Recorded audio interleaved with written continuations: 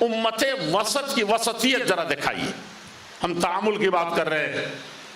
وسطیت کہاں ہے ہمارے کسی بھی مسئلے میں؟ ہمارے تعامل میں جماعتی، ملی، ملکی، شادی بیاہ اور جتنے معاملات ہیں، خود دو عالم کا آپس میں کہاں ہے وہ وسطیت جو سلف کے ہاں تھی؟ اعمقہم علما، ایک طرف بدعت کی ساری چیزیں وہ جانتے ہیں، بیان کرتے ہیں اس کی قباحت کو، اور دوسری طرف تعامل کیا ہے؟ کنتم خیر امہ، سب سے بہترین امت ہو. کس کے لیے ہو؟ آپ بہت اچھی طرح سے اس کو غور کیجئے کہ کس کے لیے؟ عام کفار کے لیے، عام مشرکین کے لیے. بلکہ تھوڑا سا اور آگے بڑھئے تو اشد اعداء اللہ، اللہ اس کے رسول کے سب سے بڑے دشمنوں کے لیے آپ سب سے بہتر ہیں، تب آپ بہتر ہیں.